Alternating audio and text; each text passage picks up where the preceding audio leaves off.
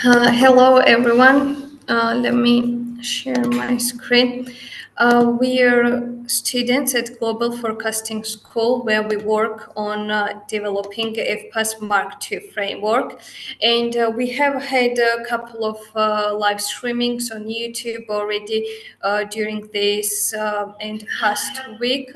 However, in today's presentation, I would like to maybe answer a couple of questions with my colleague Mariam from Global Forecasting School. In order to answer these questions, we will be today live streaming. And so, as I've mentioned, we've had a couple of sort of seminars already, and in today's seminar, we will be answering a couple of questions which maybe have arisen by our listeners. Um, Let me share from here. And Mariam, can you confirm that these slides are moving perfectly? Yes, No. It's not moving. Okay. Okay, I will go back or something.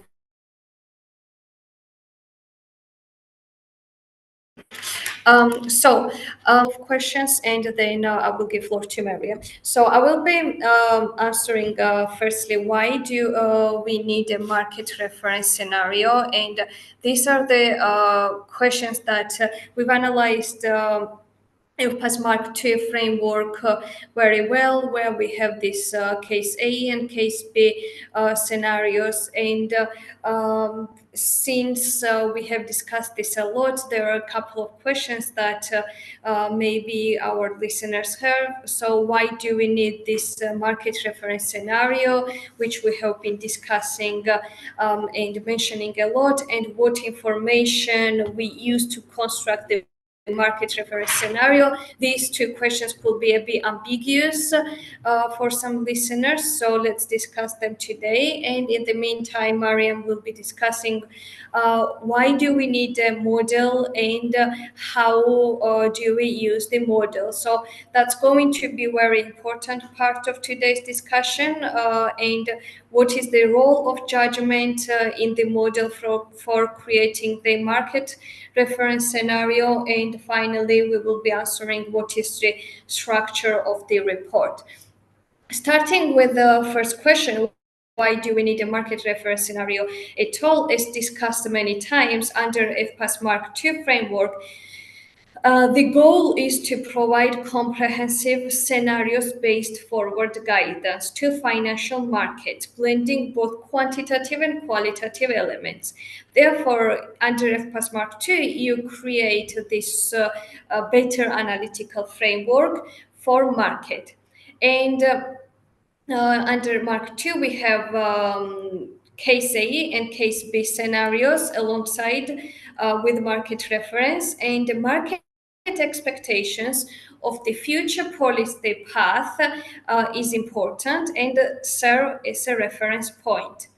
Financial markets price something into markets, we know, and there is an implicit in financial markets, and we want to try and construct that implicit yield. And how do we do is that. So we know under FPAS Mark II, primary rationale for adopting a risk management approach to monetary policy under Mark II is to minimize policy uncertainty.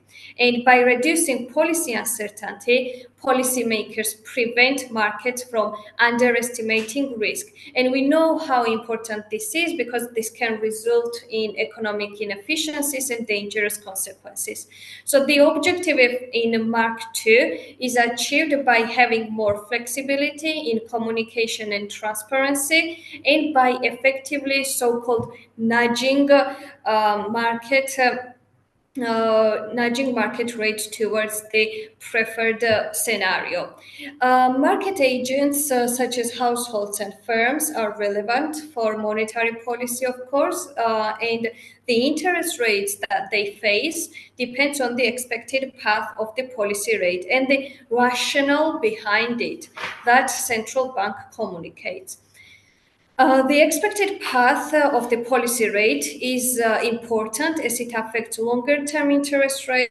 The way we model that is they affect government bond yields of different maturities. So the expected path over the next year would affect the 1 year government bond yield as well as 2, 3, 5, 10 year bond rates.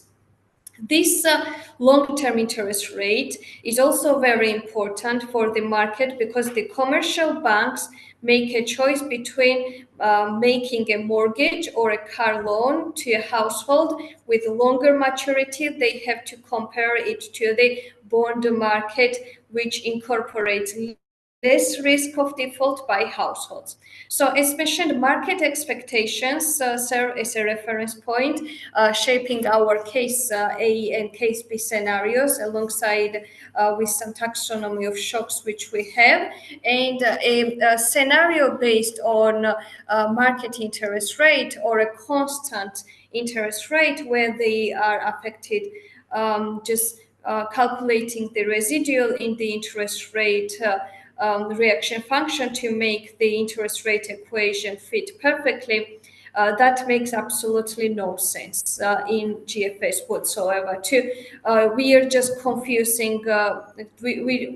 That's just to confuse a policy assumption and what is expected in the market and so on. So for us, a scenario is thinking about what the fundamental driving forces are for the economy and what we need to do with our instruments to achieve our objectives, and that is a consistent macroeconomic scenario. So it's important to construct a scenario based on our views about what the fundamentals are, and then and only then to communicate that to the market, hoping that we can nudge the market towards the views that we have in our scenarios. But very importantly, since we don't have a crystal ball as a central bank, we don't want in many cases to have a hard nudge. Now, why? Because one should recognize that even that we are even us as a central bank, we are uncertain about many things. But now, as an example, let's focus on the case where as a central bank, we are confident that we know something that market doesn't know. For example, something about our own behavior that the market just doesn't understand. So by simply communicating through a scenario with our preferences, what our preferences are, and how as a central bank we are likely to react to something could be a good thing for informing financial markets and getting the necessary adjustments. So as mentioned, the expected path of the policy rate is important as it affects longer term interest rates. So then the question becomes, why do we need a market reference scenario? So why? The answer is when we are monitoring the economy, for example, consumption in the US, it's so it's nice to have a view about consumption that will be consistent with what is priced in the financial markets. So why? Well, because when we observe new information over time being accumulated on both consumption and other variables, we want to understand why the market reference scenario will be adjusted up or down, and so on. And what will be the path of consumption, and that will be consistent with that adjustment. So furthermore, to answer the question, we also we also use this market reference importantly to frame this frame of reference for our scenarios, because we are trying to nudge market interest rates up. For example, maybe because our view about the economy is that there is more strength, that there is more resilience in the economy, and maybe because of high asset prices. For example, maybe because we believe that financial conditions are very easy, as measured by BA spreads and so on. So at Global Forecasting School, we are striving for consistency. And how do we do it? Well, let's ask what information is used to construct this market reference scenario. What are the information that we use in monthly projection model is a question. So the variables that feed up into the model are monthly unemployment, monthly PCE, and the core PCE. Also, we have a lot of financial data. So every day we update the Atlanta Fed Funds tracker, and now that data are published by the Atlanta Fed and so on. And currently, this data goes up until the end of 2026. We can take that end of 2026 as a terminal point for what the market thinks the neutral interest rate is. And when we updated that data last time, it was 3.7%. While it was above 4% when Laurie Summers first started talking about this issue regarding neutral rate.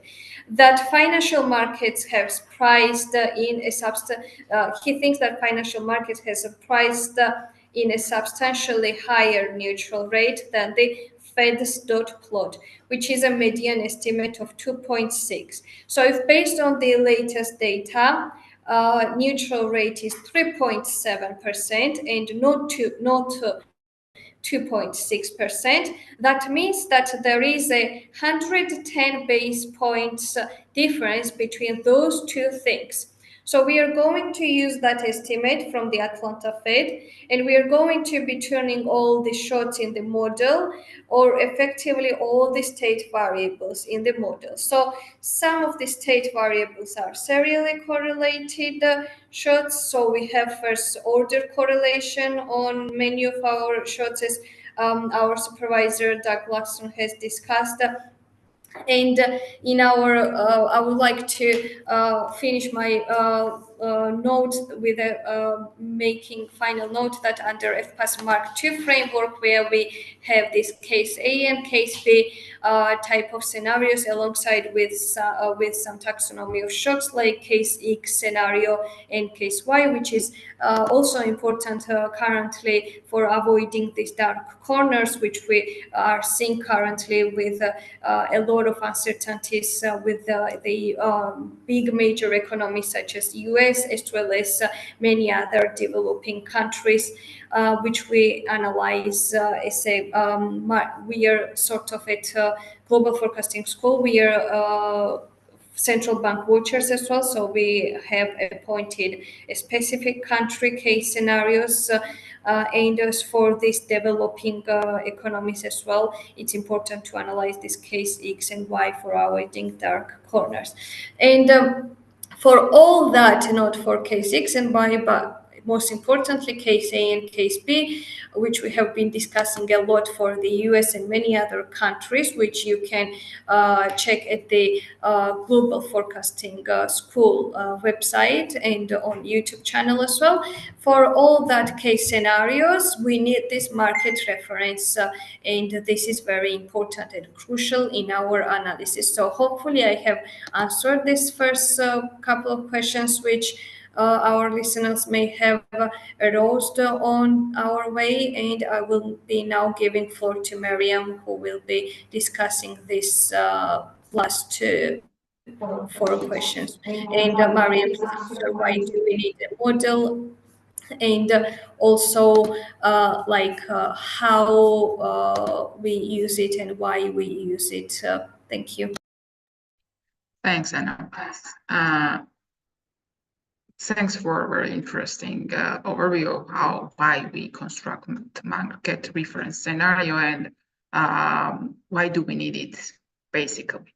So if you go back to the first slide, please, because let me just talk about the last questions regarding the models and why do we need these models and how do we use this and what's the role of the judgment. Basically, the first statement that I would like to say that we here under FPAS Mark II world do not use models to say anything. We never say model says, because it's like illegal in our case to say these words. We believe that model does not say anything. Model just shows what we say. So in practice, we all are all economists, and we know that model is just the way of showing how macroeconomic variables interplay with each other, right? And it's just a big picture of what we have in our minds, how real economy works. So it's just a reflection of our judgment. How you judge and how we think is just then incorporated into this model. If we make mistakes during the judgment, if we do not have a consistent story in our minds, how the economy works and how, for example, monetary policy transmission mechanism works and so on, then the model that we build based on our minds and based on our stories would be also would be irrelevant, right, for any policy making or for any economic analysis.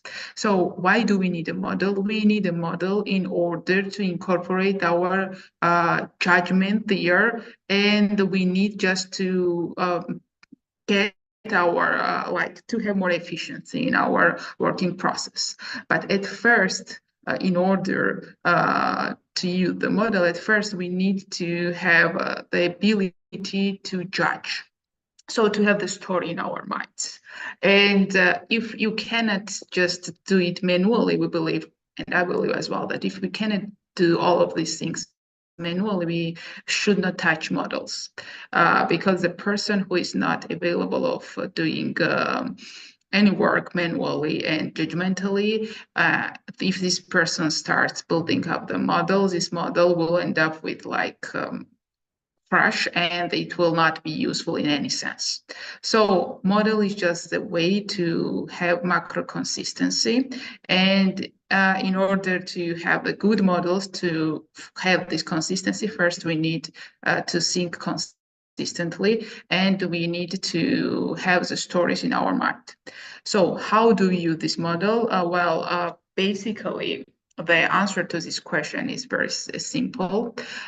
For example, in the recent model that was built by Higas, our GFS teammate, and huge thanks to him for this effort, we've just built this global projection monthly model, based on which we just show to the people our case A, case B scenarios and our market reference scenarios as well. There, how we construct this market reference scenario is very easy.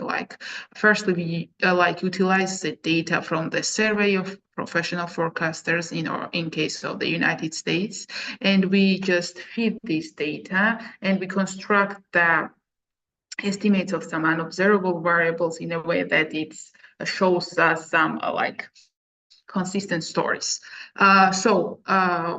Basically, this is very easy steps. What we do, this is very easily said what we do here and how we use these models. And the importance of having the models in this regard is very important once we know how we can use this, and once we do not use these models just as toy models and just blindly without thinking. So I've said a lot at the onset as well. What is the role of the judgment? The judgment plays a key role. For example, once we are just constructing any scenarios, the first step, what we do is just we think about the real economies. We think how unemployment, for example, may develop. We think what are the demand and supply side forces that drive inflation in the economy and economic activity in general. And we think what are the driving forces in general. So we analyze various the economy now, and we think what are the driving forces, and all of these are based on the judgment, right? And based on the judgment in our minds and some manual work. For example, in case of FPA central banks, the semi-structural quarterly projection models are very widely used. And there, what we do is that we are just tuning our judgment. So if we believe that the economic activity will keep being strong, for example, in case of the United States, we see this is a fact, right? That demand side pressures are they are on the face, and we just see this. If we believe that this will be remaining there, then we are tuning this into our model. So we are incorporating our judgment there in our QPMs or in our models in general. For example, if we believe that, there will be some more supply side disruptions, we incorporate this in a different way. So everything is based on judgment. So that's why we are focusing here on in the FPAS Mark II, under the FPAS Mark II framework, and in the Global Forecasting School on the importance of the capacity building of our human capital, because we believe that if you don't have at the central bank well-prepared and trained human capital who can judge and who have the critical thinking characteristics, then they cannot judge and they cannot build up the stories, and then just any model output or whatever they will have will be just trash in a very, very direct words. So the role of judgment is very important, but before that, the role of well-trained human capital who can judge and who can discuss and think is much more important in this regard. So what is the structure of our report? Basically, as I've said, we have this under FPAS Mark II, our teammate Haigas just built this monthly projection model, and we are utilizing of this, and we try based on this to show our KCA KSPs, as I've said. And the structure of the report in our models is very transparent. What I mean under this is that once we just tune our judgment into our model, once we have the story, and once we are tuning this into our model, what we do is just we very step by step follow our analysis, and our reports just contain the full set of information about everything, about whole macro variable that we have, the bunch of macro variables that we have, including some observables and unobservables. So our reports are in this regard very long, and shows us the big picture, and depicts all the details that we have incorporated there. We believe this is also very important because it's also the standard, right? Once what you are doing, it should be transparent, and you should have a well-structured report which will show what you have done. Basically, this is all. I would like also to show you the last slide where we have this market references scenario. And here, this is just as we very actively discuss in the recent days, some KSA KSB scenarios. We are just constructing our KSA KSBs related to this market reference scenario, which, as Anna said, is built based exactly on the actual information that we have in the United States. We are utilizing all sorts of information there about this unemployment, about this inflation, and real economy and also we utilize, as I've said, mostly from this survey of professional forecasters in order to have the story, what the market incorporates in their judgment, what they are expecting. And the survey of professional forecasters provides us the forecast for the next 3 years, and we incorporate this here. And as I've said, once we just incorporate this data, we are also constructing some of the unobservable variables as well, like term premium and so on. This is a very market difference scenario plays a key role, as I've said, under FPAS Mark II, and constructing this in a proper way is also very important because our cases also should be explained based on this, relative to this. So this was all what I wanted to just share today with you. If you have any comments or questions, I would be happy to hear you. If not, maybe Diana, we have Diana here, who is our teammate from the Central Bank of Armenia, and who is also, I would like to tell thanks her for her effort in helping us setting high standards for example, data visualization as well as chart packages and so on. And not only for this, she has put a lot of effort there, and thanks Diana for this. And also she's a watcher of different central banks, and maybe she can provide us her insights and her updates. Diana, please, the floor is yours. Thank you, Mariam-Can. Hello, everyone. As was mentioned, I'm Diana from Global Forecasting School, and also I work at Central Bank of Armenia. So thank you, girls, for very interesting discussion. I think it's very important to understand the importance of modeling and, of course, the educated staff that can deal with these kind of models. So as you know, at this point, we are at development projects. So we are in development team. And of course, we have different type of assignments. And one of that was, of course, chart standards, as Mariam mentioned. But also we have a nice opportunity for us to research different countries and see how FPAS Mark II framework can be incorporated for these different country cases. So my focus at this point at Canada. So let me say that Bank of Canada is FPAS central bank, which means that for current analysis, I think they have an appropriate tools and they can answer maybe better than other central banks. Where is the economy now? What are the underlying forces? But of course, the hardest part for even FPAS central banks is to understand how they can deal with their policy tools to achieve their 2% target.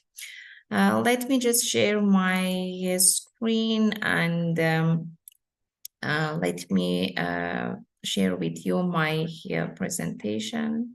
Just a second.